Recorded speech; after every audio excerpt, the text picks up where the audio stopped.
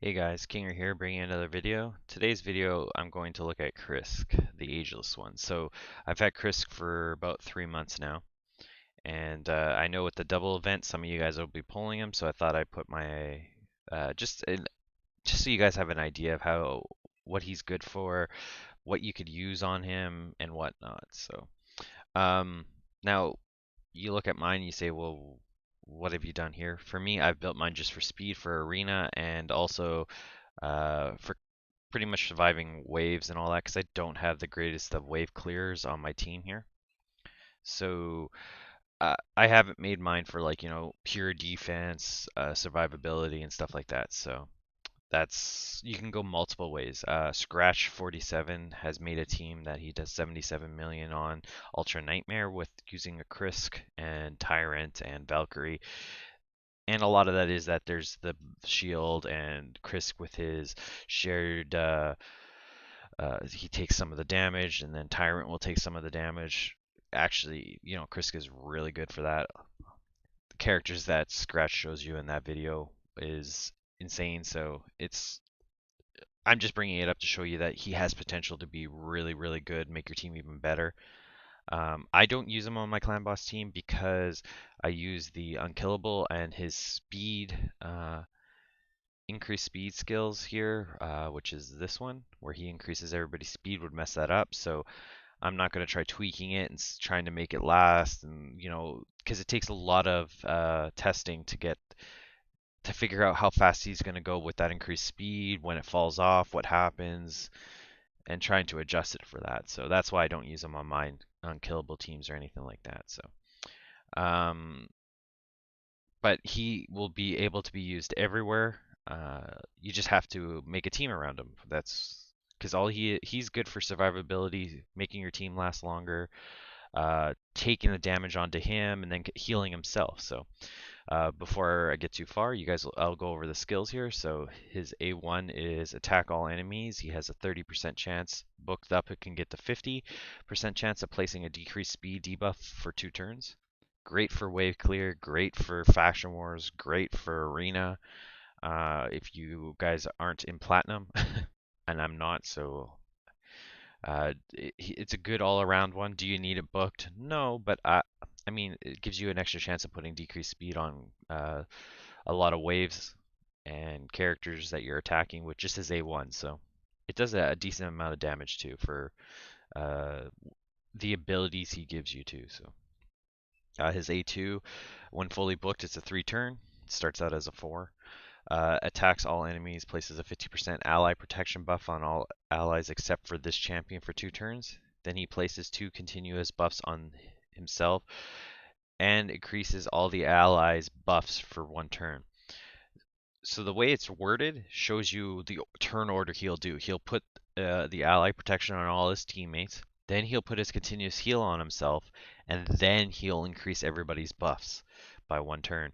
I use him on my Nightmare team just to, especially for Force Affinity, him and Sandlash Survivor, and my buffs barely ever fall off just because of the speed of my team and everything. They will fall off eventually, but it takes them a lot longer. Like they can go like 3 full cycles before a buff falls off.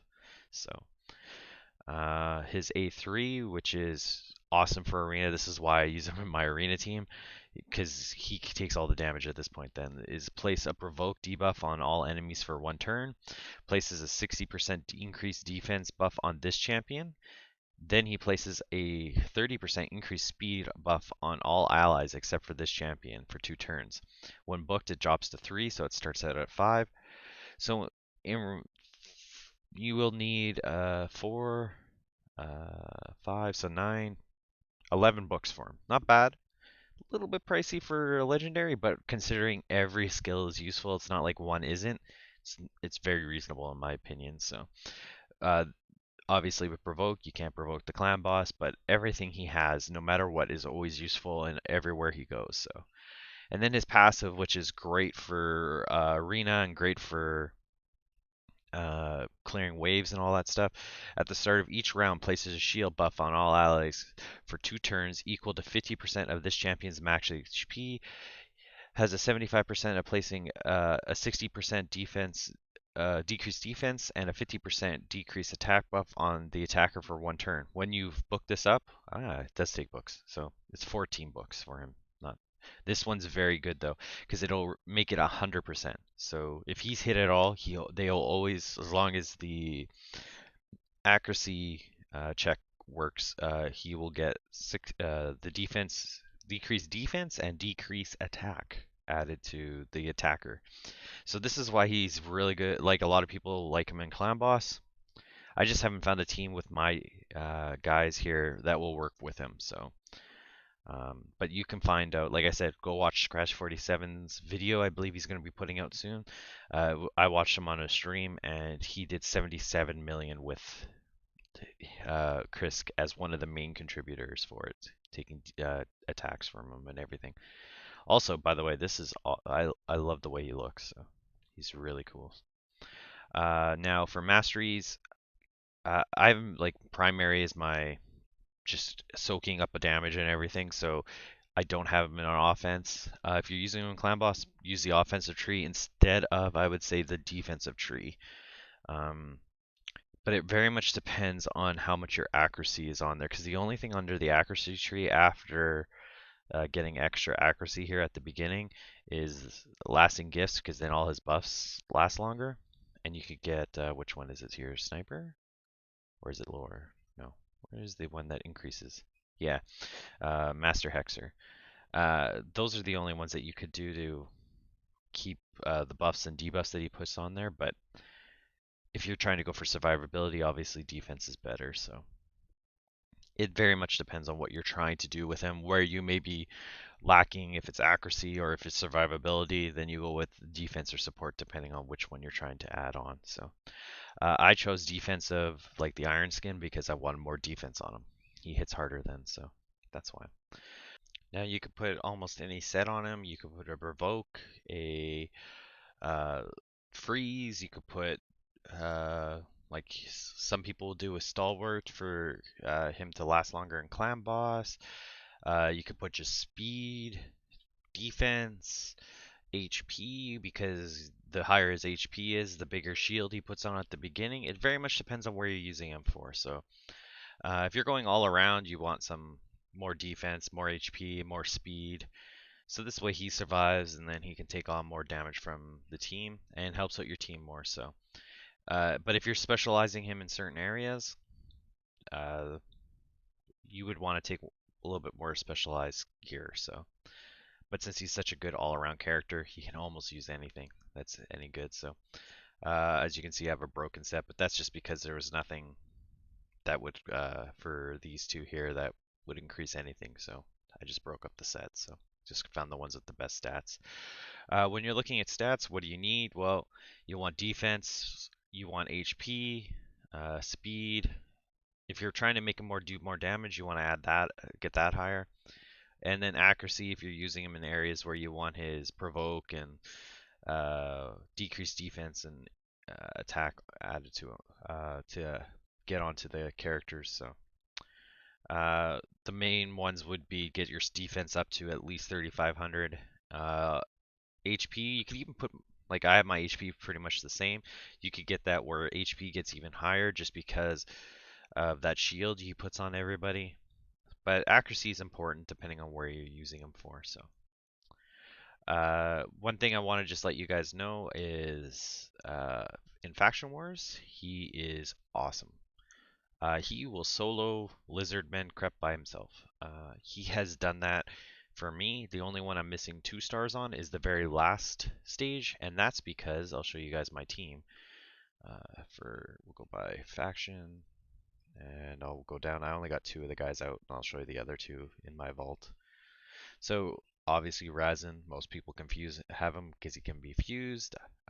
Krisk, and then in my vault, J-Reg, then Basilisk, and Broadmaw. That is my team. And you can see I got 2 4-stars, not even ascended or anything. The reason why I choose these 2 to bring in, Basilisk will revive himself, I believe, or he might even need ascension for that to happen, but I didn't ever need to do it. And Broadmaw can revive one of the characters if they die.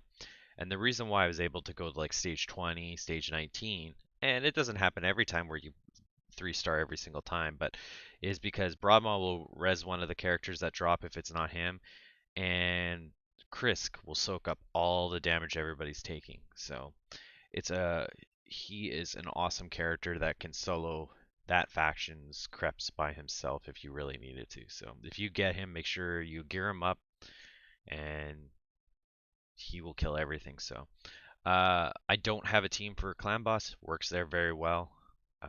But for uh, for some of them, like I would recommend you guys look for Skratch 47. See his video, and you guys can see Krisk working really well in that. He'll clear out all dungeons. He's void, so he can work everywhere. So throw him in everywhere in here, and he'll help you clear it out. Same as with your potions.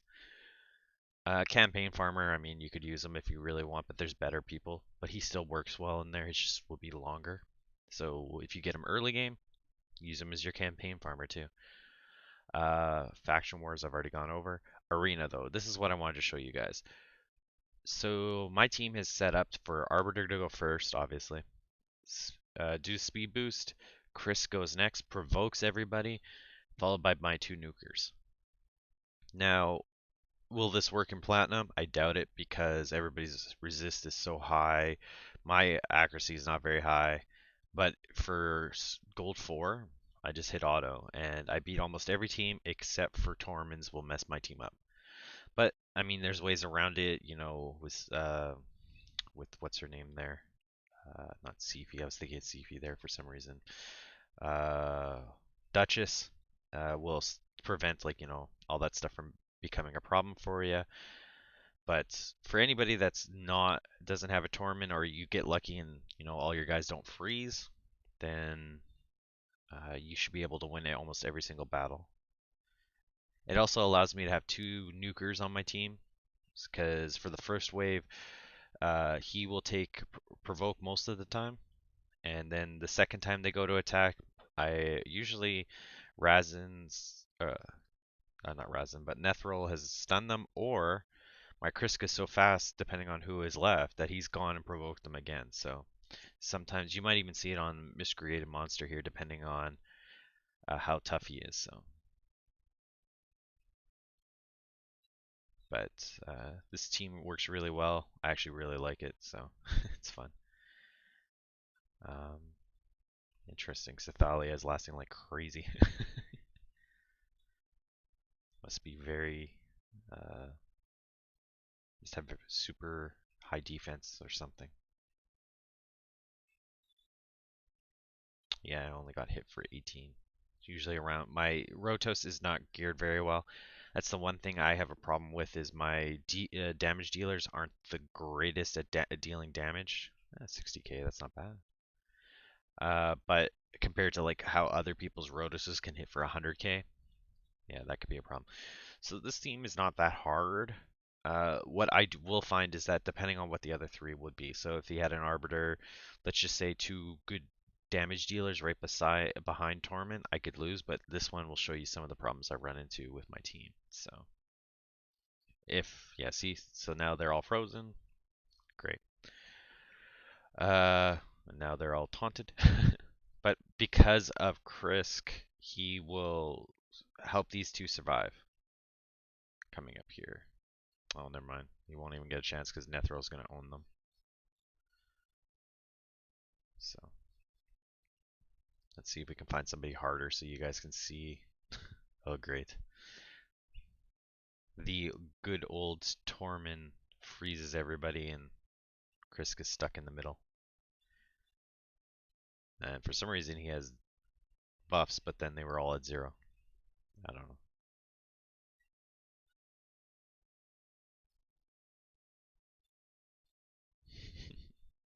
So you guys can see the problem with my team in Torment.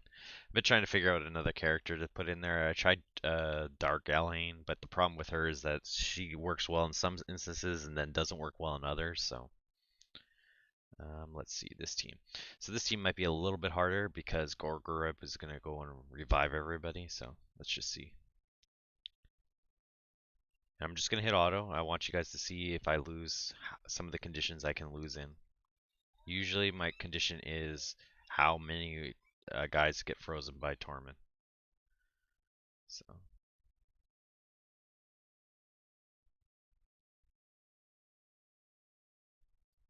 this will be a win again, so that's good. But as you guys can see, he's just awesome. He's all around awesome character. Uh, I would recommend you guys stopping everything if you get him and just level him up completely because he's going to be game changer for your team. So other than that, I mean, leave your comments below if you guys got any questions. I'll try to get back to you guys with an answer to them. Other than that, that's just my quick guide on Krisk, the Ageless one. Very good character, works everywhere. So, till the next video, talk to you guys later.